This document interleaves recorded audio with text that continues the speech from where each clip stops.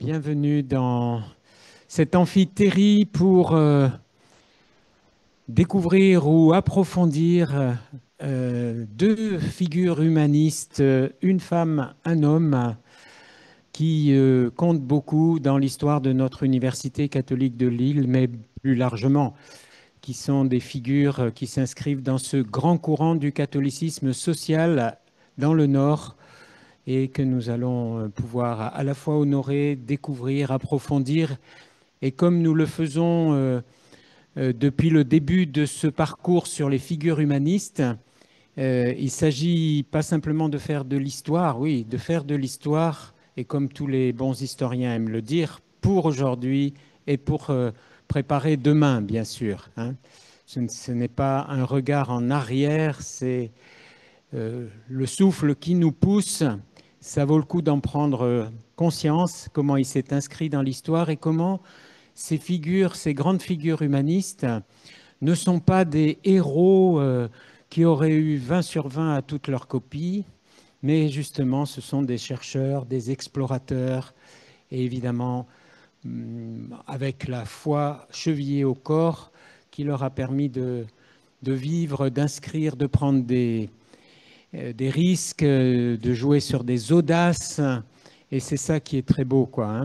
Nous aussi, que ça puisse stimuler nos audaces pour le service, notamment des plus démunis, comme on dit, et d'une manière générale de l'éducation. Voilà, donc bienvenue à vous qui nous rejoignez ce soir pour les deux figures sur les soins hospitaliers, l'université engagée dans les soins hospitaliers, c'est la thématique de ce soir.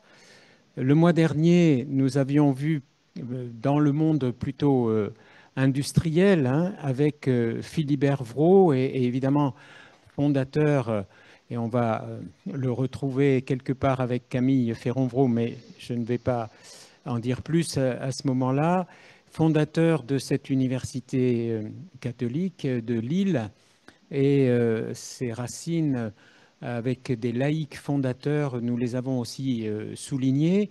Et puis le visage d'Irène de Vos, que nous avons vu aussi le mois dernier, professeure de biologie pendant 18 ans ici et fondatrice de Magdala, l'association bien connue sur l'île.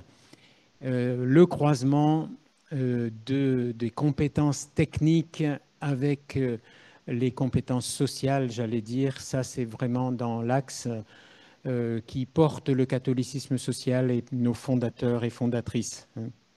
Voilà, et puis je le dis tout de suite, le 11 mars prochain, nous aurons les belles figures aussi de Michel Falise, premier recteur laïque de l'université qu'un certain nombre ont connu, et que Thérèse nous présentera ou nous représentera, économiste distingué, belge. Et puis Norbert Segard, Norbert Segard qui pour Junia et pour beaucoup d'autres compte beaucoup, et qui est aussi, qui illustre, tous les deux illustreront comment ils se sont impliqués dans la cité, dans le pays. Ça fait partie aussi de l'université, que d'être non seulement au service des étudiants, mais aussi au service de la société. Nous allons continuer avec Bruno Bétoir, qui nous a déjà emmenés sur les chemins de Philibert Vraud le mois dernier. Et aujourd'hui, c'est Camille Ferron-Vraud, dont on a déjà croisé la route à travers l'exposé précédent, mais que vous allez continuer de nous faire découvrir avec joie. Alors, ça sera surtout la partie médicale pour Camille Ferron-Vraud, mais on n'oubliera pas sa contribution large pour la fondation de HEI et de l'ICAM. Donc, même si, Bruno, vous allez vous concentrer plutôt sur la fac de médecine et sur le médecin, qui lui-même d'ailleurs est aussi un grand industriel finalement à la sortie. Merci beaucoup de nous faire vivre cette belle histoire aussi. Je vous remercie, je salue les autorités académiques présentes, je les remercie de leur confiance. Je voudrais donc évoquer après Philibert le deuxième frère, le second, Camille Édouard Ferron-Vraud. 1831, 3 ans après la naissance de Philibert. 1908, 3 ans après la mort de Philibert. On a là comme une concomitance entre ces deux grandes personnalités. Voici Camille-Édouard Féronvreau. D'abord une présentation rapide, et puis ensuite l'élément essentiel, 1866, changement total de direction. Pour celui qui voulait et qui avait comme vocation d'être médecin et qui va répondre à l'appel de sa belle-mère. On ne résiste pas à une belle-mère. Changement radical de voie professionnelle. Nous évoquerons ensuite ses œuvres spirituelles et temporelles. Elles sont extrêmement nombreuses. Il y a la faculté de médecine, c'est le cœur. C'est sa vocation qu'il va mettre en œuvre de manière détournée par un retour à la médecine, mais il a fait tellement d'autres choses avec Philibert. C'est aussi une figure de patron par excellence. C'est-à-dire que Philibert, c'est l'homme du contact, c'est l'homme qui va chercher les clients, qui va chercher les débouchés et qui met en valeur la publicité. Et Camille Féronvreau, c'est l'organisateur à l'intérieur de l'entreprise. L'entreprise Vraud, c'est lui qui tient la baraque, entre guillemets, qui fait marcher, mais à sa manière à lui, c'est-à-dire un patron catholique social chrétien, avec des implications chrétiennes nettement marquées. Une figure de patron, par excellence, impliquée dans les réalités professionnelles du nord de la France, puisqu'il va devenir le président de la Fédération des patrons catholiques du nord de la France. Donc il est dans le terreau, il travaille sur la structure industrielle. Le lien entre Mère Saint-Paul, qu'on vient d'évoquer, et puis Camille Féronvreau, je crois que c'est Madame Vraud, Marie Vraud, qui est le lien par l'intermédiaire, justement, comme l'a évoqué notre oratrice, sa fille, qui est décédée, et donc la dot. Et puis Paul Féronvreau, qui va être celui qui va continuer l'œuvre de son père et de son oncle. Philibert et Camille Féronvreau, c'est vraiment deux personnalités très importantes, et on évoquera la conclusion, ce qu'ils ont marqué sur le territoire. Alors la voilà, cette famille. Cette famille vers 1880. Camille Féronvreau, son épouse, Marie, qui est donc la sœur de Philibert, et leurs deux enfants. Les deux enfants encore vivants. Paul Féronvreau et la petite Anne-Marie, qui va décéder avant d'avoir 20 ans. Il est né le 23 juillet 1831, le père de Camille Féronvreau. Camille Féronvreau, il est le second fils de Jacques-François Féron et de Virginie Montagne. Il voulait devenir médecin. Son père l'a encouragé. Il va faire ses études de médecine à Paris en 1849, tout en gérant une amitié un peu compliquée avec Philibert Vraud, qui à cette époque-là connaît une crise de la foi que j'avais évoquée la fois précédente. Lui reste stable dans sa pratique religieuse, dans sa conviction religieuse. Il n'a pas les états d'âme de Philibert Vraud et il sera un soutien permanent pour son ami de toujours. Ses premières années de pratique se font à Lille et il s'oriente vers le bureau de bienfaisance. Il devient le médecin des pauvres. Il va être docteur de la Société de secours mutuel Notre-Dame de Lille, qui est organisée et qui contient un nombre, plusieurs milliers d'adhérents.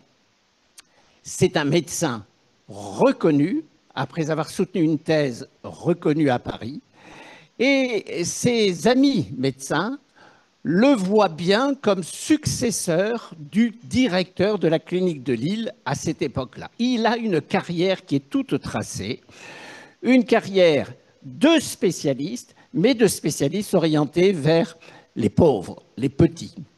Son amitié avec Philibert Vraud va être une amitié qui va porter ses fruits parce qu'après 2 années d'hésitation, c'est un homme réservé, Camille Ferronvraud.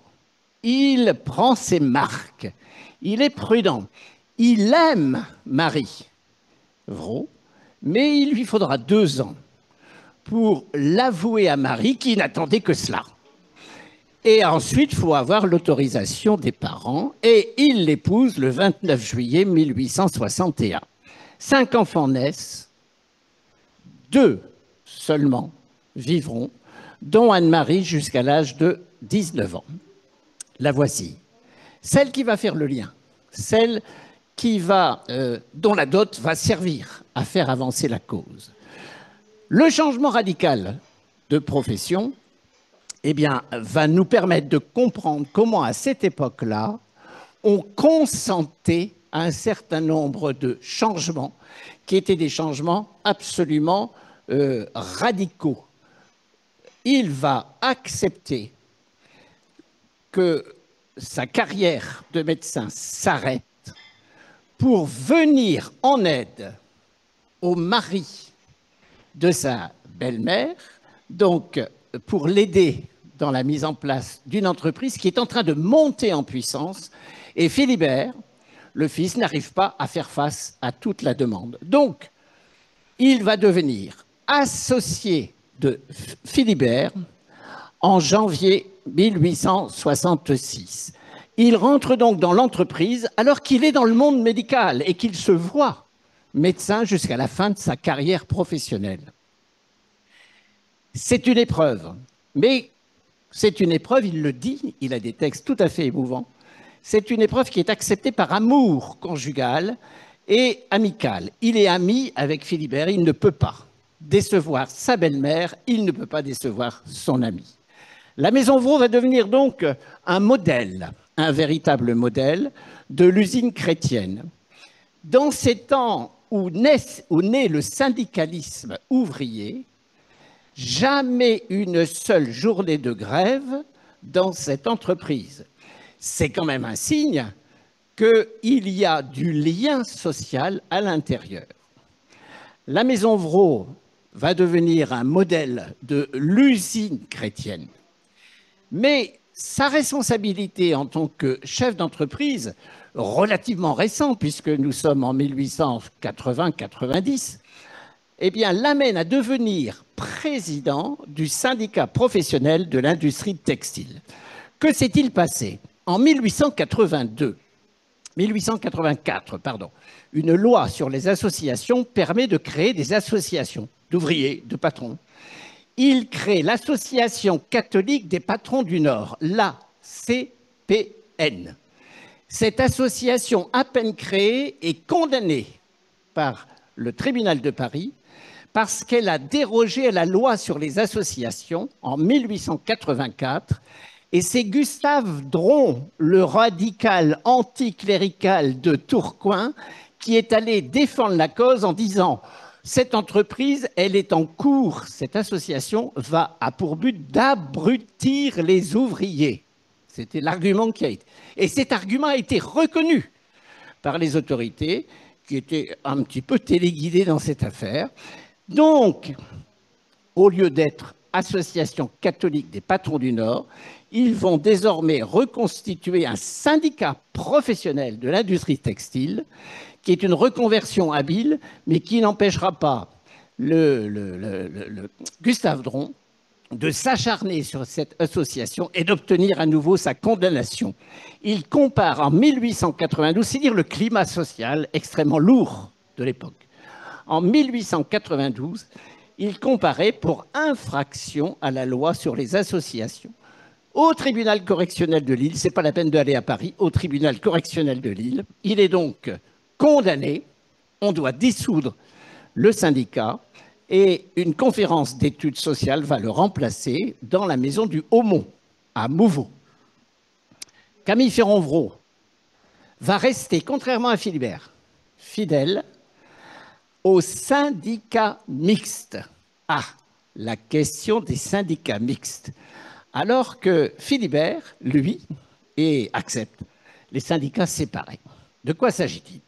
Faut-il faire des associations syndicales où les ouvriers sont entre eux, les patrons entre eux, ou faut-il faire, ça c'est les syndicats séparés, ou faut-il faire des associations où, sorte de cogestion à l'allemande, patrons et ouvriers sont ensemble pour trouver des solutions pour améliorer la gestion de l'entreprise. Le pape Léon XIII, en 1884, fait paraître une encyclique Humanus Genus, dans laquelle il dit « Le meilleur système, c'est le système de la corporation chrétienne, comme au bon vieux temps médiéval. Faut donc s'entendre entre patrons et ouvriers et trouver une sorte de nouvelle corporation, les syndicats mixtes. » Camille Féronvreau accepte la proposition et reste sur cette proposition. Les syndicalistes chrétiens du catholicisme social se mettent en mouvement petit à petit, sous l'effet notamment de Léon Harmel, qui est le patron de l'usine de Vals-les-Bois, et d'autres démocrates d'inspiration chrétienne, qui veulent, eux, mettre en évidence ce qui se passe chez les socialistes, c'est-à-dire un syndicalisme séparé. Ils vont trouver le pape, et en 1891, donc 84-91, le pape publie une encyclique Rerum Novarum, dans laquelle il dit « on peut faire les deux ». Syndicalisme séparé ou syndicalisme mixte. Je bénis les deux associations. Ce qui fait que Camille Féronvreau reste fidèle aux consignes pontificales en maintenant son syndicat mixte et que Philibert Vraud est tout à fait dans la ligne nouvelle de Rerum Novarum avec ses syndicats séparés. Donc voilà une petite différence qui n'empêche pas les deux frères de travailler ensemble. Alors, évidemment, de par sa position, Camille Féronvreau va être très soutenu par les patrons, les grands industriels du Nord, de l'Association catholique des patrons du Nord. Alors là-dedans, on trouve des noms qu'on connaît. Les Mullier, les Vraud, évidemment, mais aussi quantité de grandes figures de Roubaix, de Tourcoing, voire même d'Armentières. Et une figure sur laquelle que l'on pourrait évoquer dans ces syndicats mixtes, c'est Henri Bayard. Henri Bayard est une personnalité importante qui a été un peu le fondateur de ces conférences de Mouveau. Donc ces industriels vont soutenir l'ensemble des œuvres qui vont être proposées par Camille Féronvreau. Assistance maternelle, caisse d'épargne, école ménagère, assurance contre les accidents, assistance vieillesse. On a là ce qui se fait de manière législative en Allemagne à cette époque-là. Les patrons et ouvriers, les patrons en accord avec certains responsables ouvriers, vont mettre en place des mesures sociales qui ne deviendront des lois chez nous qu'après la Seconde Guerre mondiale, alors qu'en Allemagne, à cette époque-là, Bismarck va installer toutes ces lois dites sociales. Il y a un esprit paternaliste au sens le patron est le responsable, y compris moral, de l'entreprise. Il doit montrer l'exemple et il doit également utiliser les moyens financiers pour une législation sociale de ses employés. Alors, le patron chrétien, je viens de le décrire, cette œuvre s'appuie sur un certain nombre d'œuvres spirituelles et d'œuvres sociales. Il s'occupe de l'œuvre des vieillards indigents, il fonde le cercle augustin et il est le premier cercle catholique d'ouvriers lillois, lié avec Notre-Dame de la Treille en 1872. En 1879, dans sa responsabilité, il met en place une sorte de déclaration d'intention des industriels chrétiens qui s'engagent sur le plan social à prendre un certain nombre de mesures. Il est donc, dès 1884, je l'ai évoqué, le vice-président de l'Association catholique des patrons du Nord, mais c'est un homme qui s'appuie sur une vie spirituelle intense sur laquelle je reviendrai tout à l'heure. Il la grande question à laquelle il va répondre dès 1873, c'est de mettre en place une université catholique. Une université catholique à Lille. L'idée lui vient de ces congrès des catholiques du Nord et du Pas-de-Calais qui se réunissent tous les ans à partir de 1870, 72, 73 à Lille tous les ans. Philibert Vraud et Camille Féron-Vraud sont les chevilles ouvrières de cette association dans laquelle vont germer des projets. Et parmi ces projets, un des projets auxquels les deux frères Vraud tiennent le plus, c'est de mettre en œuvre une université catholique. Alors, dans cette université catholique, ce qui compte le plus pour Camille Féron-Vraud, c'est de faire ce que l'on ne fait pas dans les autres instituts catholiques qui se mettent en place à cette époque-là, c'est-à-dire de mettre en place une faculté de médecine.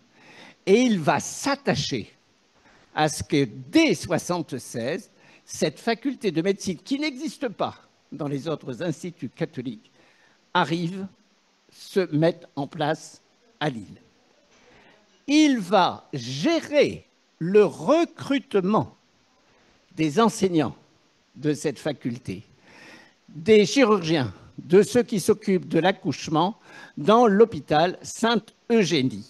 Son but, c'est de faire comme il le faisait pendant les 17 ans où il a exercé sa fonction de médecin. Son but, c'est de soigner les pauvres, mais c'est aussi de former des médecins chrétiens.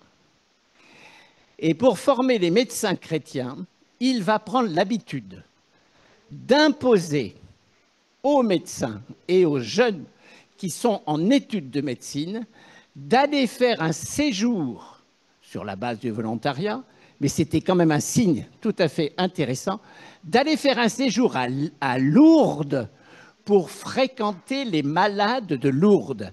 Et il avait un contact à Lourdes, le docteur Gustave Boissary. Ce docteur Gustave Boissary était le permanent qui gérait la question de l'accueil des malades à Lourdes. Et c'est lui qui a été le médecin, le premier médecin qui a pris en charge la fameuse question de la vérification des prétendus miracles. C'est lui qui a été d'une intransigeance scientifique et médicale absolue. Et Camille Féron-Vraud était très fier de faire venir Boissary pour qu'il parle aux jeunes futurs médecins de ce qu'il faisait à Lourdes et d'en inviter quelques-uns tous les ans. Et ce qui fait qu'il y a eu une habitude qui a été prise pour développer cet esprit chrétien qui était cher à Camille Féron-Vraud. Alors, il suit non seulement la formation, mais également la construction des maisons de santé. Alors, quand je dis il suit la mise en place, mais il suit surtout le financement. Les sommes que les frères Vraud vont accorder à l'université catholique, je l'avais dit la dernière fois, je le rappelle, c'est plus de 12 millions de francs en 30 ans. C'est une somme énorme. C'est un équivalent de 7% du chiffre d'affaires du fil Vraud. Ils en arrivaient à la fin de chaque année à, dans leurs revenus personnels, à consacrer aux œuvres, notamment universitaires, 92% de leurs revenus personnels, l'un et l'autre. On a affaire à des laïcs, mais qui ont un sens absolument hors du commun de l'objectif à atteindre et du sacrifice financier qu'il faut faire. Donc, évidemment, avec une telle source de financement, les hôpitaux vont se mettre en place. Alors, la figure de patron par excellence, j'y reviens, parce que Camille Féron-Vraud, c'est aussi un homme qui a un grand souci. Alors, on voit la maison du Haumont, à Mouveau, où germent toutes les idées catholiques sociales à cette époque-là, en partie. Hein. C'est un patron au sens professionnel, mais il se met au contact de ses employés. Et c'est lui qui va organiser à l'intérieur de l'entreprise, Vro, ça fait quand même 1120 ouvriers, autant de la grandeur de l'entreprise. Il va mettre au service de ses employés ce qu'on peut appeler son sens de la charité. C'est-à-dire qu'il veut nourrir dignement ses employés, mais les nourrir matériellement, mais aussi spirituellement. Il va faire venir des religieuses de la Providence, de Portieux, qui est un monastère situé dans l'Oise, et qui vont venir donc encadrer, parce que c'est beaucoup de filles, de jeunes filles essentiellement, les encadrer dans le travail régulier, avec un règlement qu'il faut suivre, avec une prière au début, une prière à midi, une prière à la fin, l'angélus, etc. Il y a un cadre chrétien qui est mis en place. Il est absolument persuadé, comme on l'a dit tout à l'heure, qu'il y a un grave problème à Lille, qui connaît une expansion démographique phénoménale. Et donc, le logement, comme souvent, ne suit pas. Il y a un énorme problème de logement à la fin du XIXe siècle. Et ce problème de logement l'inquiète à un tel point qu'il va s'inspirer de la méthode de Frédéric Leplé, qui est un catholique polytechnicien, qui va pratiquer l'enquête scientifique sur les questions sanitaires et les questions de logement. Il engage une personne pour faire une enquête sur le plan lillois pour être en situation de repérer les personnes en difficulté au point de vue du logement. Et à partir de cette enquête, il va commencer, il n'aura pas le temps, il mourra trop vite, mais d'autres continueront, il va mettre en place une politique de logements sociaux, de logements ouvriers. Ses préoccupations sont aussi spirituelles, avec cette idée de faire de Notre-Dame de la Treille la future cathédrale du futur évêché de Lille, qu'il ne verra pas, mais qui aboutira en 1913. Et ce souhait s'est réalisé grâce au travail des deux frères dans le cadre de ce que j'appelais tout à l'heure l'association des catholiques du Nord et du Pas-de-Calais. L'évêque d'Arras étant tout à fait d'accord sur la nécessité de mettre en place un diocèse qui correspondait au développement de la ville de Lille. Voici quelques logements sociaux qui ont été mis en place à l'époque de Camille Féronvreau. Donc le soin, mais aussi l'altruisme. Je ne peux pas évoquer Camille Féronvreau sans évoquer une autre figure, deux autres figures importantes. C'est Marie-Lucie Vraud et son fils Paul Féronvreau. Marie Vraud, tout d'abord, la voici. C'est une dame d'une qualité spirituelle absolument remarquable, qui est comme son mari, très réservée, très discrète, quelqu'un qui ne se met pas en avant, mais d'une fermeté, d'une conviction et d'une foi en la capacité de son mari et de son fils de faire un certain nombre de prendre des décisions tout à fait remarquables. Marie Vraud est, comme on le dit, la sage et discrète conseillère de son mari. Elle va s'investir dans plusieurs œuvres. L'œuvre de la réparation. Elle cède un immeuble aux dames adoratrices et entre dans la garde d'honneur du Très Saint-Sacrement en 1874. Le Très Saint-Sacrement, c'est très lié au Sacré-Cœur, c'est une spiritualité qui naît au début de la Troisième République et qui fait suite à la défaite militaire de 1870. Il y a tout un caractère d'expiation parce que pour les catholiques, la défaite de 1870, c'est la défaite d'un pays catholique contre un pays dit protestant. Il y a donc toute une spiritualité dans laquelle qu'il faut comprendre pour saisir la sensibilité spirituelle des frères Vraud et de Marie Vraud. Donc, l'adoration comme moyen d'entrer en contact avec celui qui est le Tout-Puissant. Elle préside l'association lilloise de l'association de prière et de pénitence et elle soutient, nous y sommes, elle soutient l'asile des femmes incurables et l'hospice des enfants malades. Donc Marie Vraud est le maillon, non pas manquant, mais le maillon qui fait le lien entre les frères Vraud et le maire Saint-Paul. Il y a là quelque chose qui joue un rôle essentiel. Par le biais, je l'ai dit, je reviendrai, de sa fille. Paul Ferron-Vraud, lui, est l'unique héritier, puisque sa sœur meurt, et il reprend l'entreprise en 1885.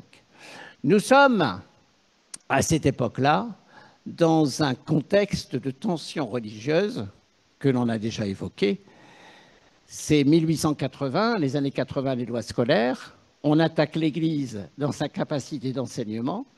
Et en 1900, 1901, 1905, c'est l'Église qui est attaquée en tant qu'institution rivale pour tout ce qui relève des soins, tout ce qui relève de l'associatif. Donc il y a une réaction de ces catholiques qui ont le sentiment d'être assiégés par un État qui a pris sa revanche. Bon, pour mettre en place un contexte, il ne faut pas oublier que durant le Second Empire, c'est-à-dire avant la défaite de 1870, les catholiques s'étaient fortement réconciliés avec Napoléon III et que, donc, on avait retrouvé là une sorte d'alliance du trône et du goupillon que les anticléricaux avaient du mal à digérer durant tout le Second Empire, que la défaite de 1870 a été suivie par une victoire des monarchistes qui ont permis la création des lois mettant en place les universités, les instituts catholiques. Donc il y a des règlements de compte qui se font à partir de 1870 jusqu'à 1914, qui sont des règlements de compte de « tu as gagné pour l'instant, mais je t'aurai demain ». On est là dans un véritable combat, qui est un combat rude, qui a été mené avec le respect des uns et des autres. Gustave Dron était très respectueux des frères Vraud, on le sait, mais c'était un véritable combat. Un combat j'allais dire, d'hégémonie. C'était un combat d'hégémonie qui s'est déroulé. 1914 a fait la paix, parce que tout le monde s'est retrouvé dans les tranchées, qu'on croit à Dieu ou qu'on n'y croit pas. L'union sacrée qui date de 1914, ce n'est pas du tout le sentiment dans lequel ont vécu les frères Vraud, qui ont dû faire preuve de compétences techniques, commerciales, face à d'autres qui ne voulaient pas leur donner l'hégémonie et qui ont réussi à maintenir et à mettre en place des structures éducatives, médicales, qui ont permis de donner aux catholiques une certaine place, notamment à Lille, et ceci en s'appuyant sur un patronat du nord de la France qui était globalement très franchement favorable aux catholiques. Voilà la trame générale de l'ensemble de cette situation. Alors, Paul Ferron-Vraud est l'unique héritier. Il va reprendre l'entreprise jusqu'en 1885 et la conduire. Elle continue de tourner très bien. Ce contexte de tension anti-religieuse, donc en 1900, c'est le pape Léon XIII qui décidément n'est pas avare d'initiative, Humanus Genus, Rerum Novarum, et il va proposer aux catholiques français de se réconcilier avec les républicains, avec l'idée que la République, nous sommes en 1900, la République est en train de s'installer en France. Arrêtez, catholiques français, de rêver d'un retour à la monarchie. Jouez le jeu de la République en essayant d'y installer une législation qui vous permette à vous de vous développer. C'est le sens d'une encyclique publiée à la fin du XIXe siècle, intitulée « Au milieu des sollicitudes », Et comme un certain nombre de journaux, dont La Croix, continuaient le combat anticlérical d'une manière très très violente, avec des accents antisémites lors de l'affaire Dreyfus notamment. J'ai dit quoi? Oui, anti-républicain, pardon. Donc, c'est les personnages, les journalistes de La Croix, qui étaient des assomptionnistes, y allaient un peu fort sur l'antisémitisme. Et donc, il va solliciter le Paul Féronvraud pour demander à ce que le journal La Croix, qui risquait d'être supprimé, pour cause de pratiques et de propagande antisémite reconnue, mais il n'était pas le seul, eh bien, que ce soit un laïc et non plus des clercs qui prennent en charge La Croix. Paul Féronvraud, toujours directeur de l'entreprise Vraud, va donc accepter cette charge extrêmement rude de maintenir La Croix, qui continue d'exister, et la maison d'édition de la Bonne Presse, au titre d'un laïc. Là, un laïc a le droit, et non pas un clerc, de gérer un journal. Alors, il va corriger le tir sur le plan de l'antisémitisme, et il va racheter la maison de la Bonne Presse, et tous les titres, dont La Croix, en 1909. On a donc là une presse qui va être sauvée par l'action de Paul Féronvraud, qui donne à La Croix non seulement un sursis, mais en quelque sorte un redémarrage. Quant à l'épouse de Paul Féronvraud, on connaît moins cette Germaine Féronvraud. Il faut savoir qu'elle va présider la Ligue patriotique des Françaises du Nord, qui est une ligue de réconciliation des Français dans l'optique d'une revanche qui un jour nécessitera la réconciliation de tous les Français dans le cadre de l'union sacrée.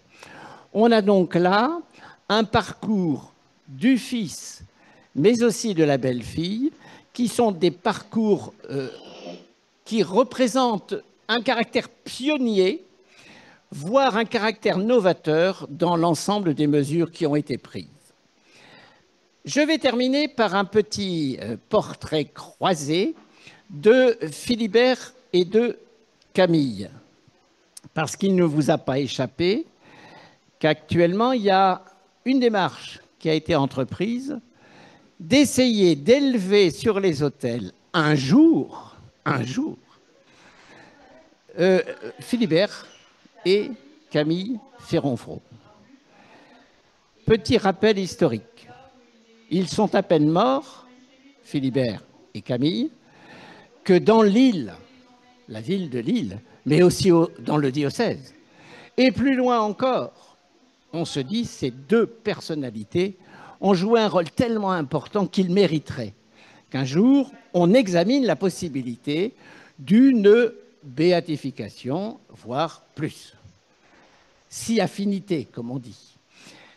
Le débat est lancé très rapidement. La cause est lancée surtout dans le nouveau diocèse de Lille, qui vient de se créer durant l'entre-deux-guerres.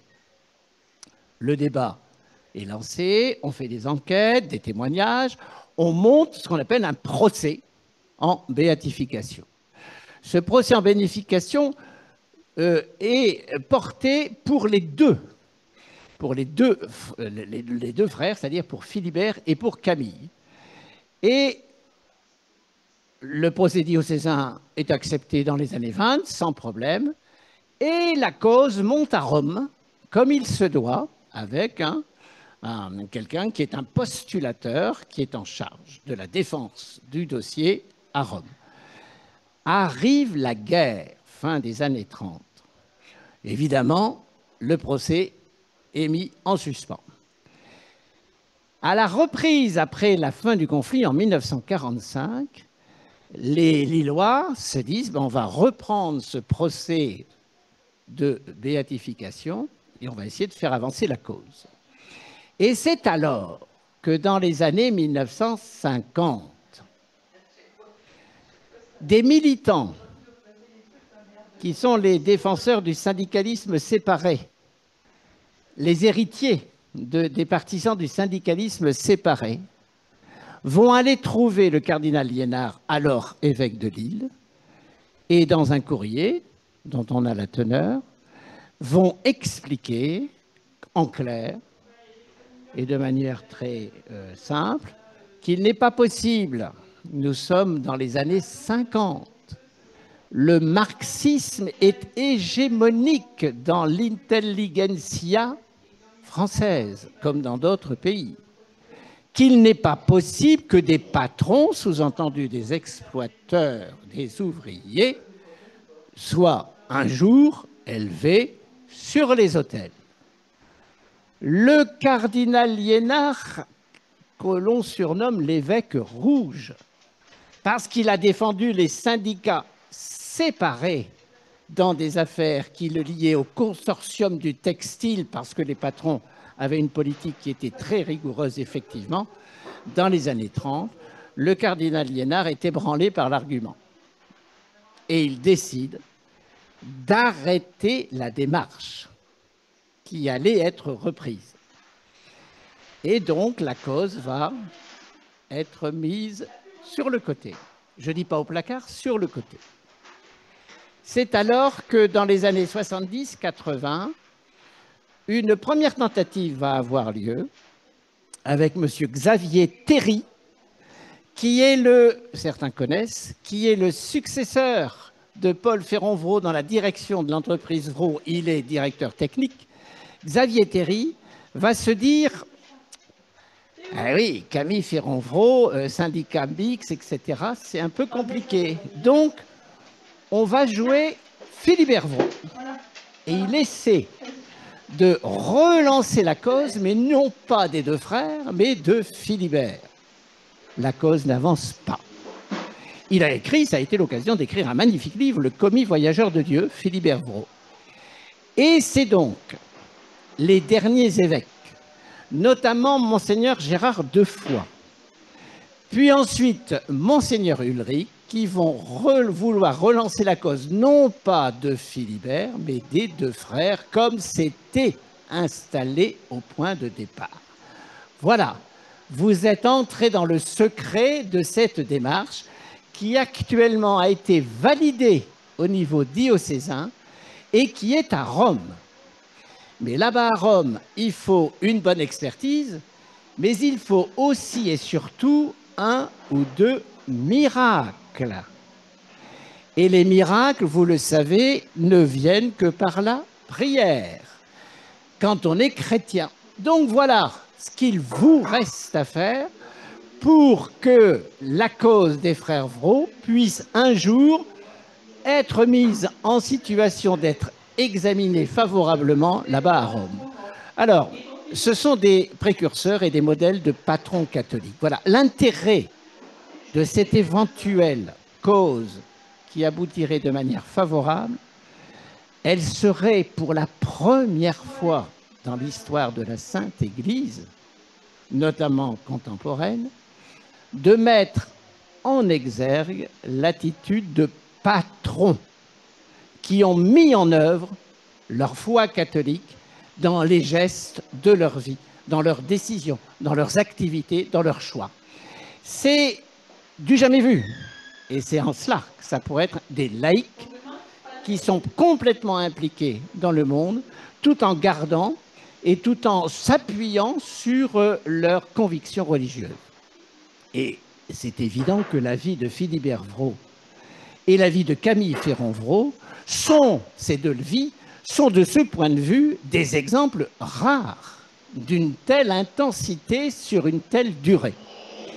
L'usine Vraud est donc un modèle économique, mais on n'est pas seulement dans la mise en place d'un modèle économique d'entreprise, il y a une implication à caractère charitable au sens chrétien du terme pour les personnes en situation précaire, et ils ont institutionnalisé, anticipé la fameuse réforme de la sécurité sociale, ils l'ont installée dans l'entreprise où ils étaient. Ils impliquent des religieuses. Alors ça, évidemment, ça peut choquer, Mais c'est l'esprit du temps. Il faut remettre tout dans le contexte.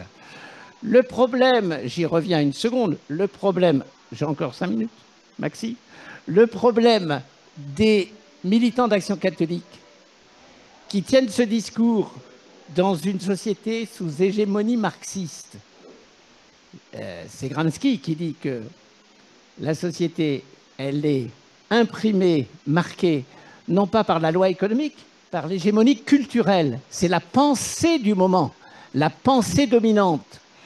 Eh bien, marquée par la pensée dominante qui est le marxisme dans les années 50-60, ces militants d'Action catholique ont fait ce que les historiens appellent de l'anachronisme. C'est-à-dire qu'ils ont appliqué à Philibert et Camille Féronvreau des reproches qui auraient été valables pour des gens ayant vécu dans les années 50, mais absolument pas pour des gens qui ont vécu fin du 19e, début du 20e. Pour mémoire, le syndicat CGT, qui est le syndicat marxiste français, né en 1895. C'est le début du marxisme. Donc on ne peut pas accuser rétrospectivement, en bon juriste, des personnes d'avoir pratiqué une politique qui aurait été dénoncée par les marxistes alors que le marxisme n'existait pas encore de fait. Vous voyez ce que je veux dire?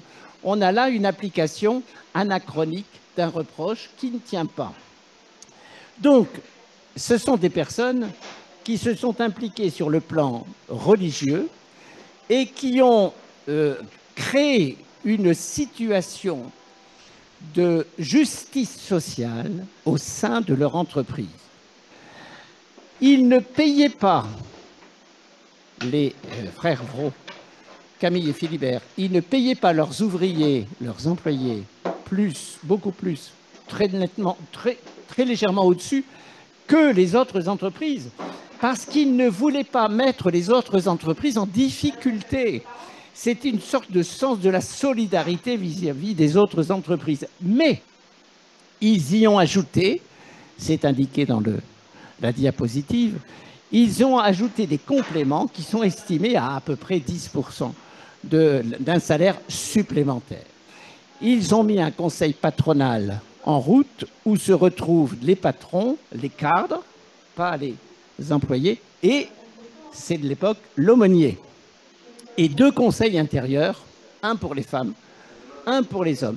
C'est Camille Féronvreau qui tenait tout particulièrement à ce que les femmes soient présentes, parce qu'il y avait beaucoup d'employées féminines, mais surtout parce qu'il estimait que les femmes étaient plus responsables que les hommes sur ces questions matérielles.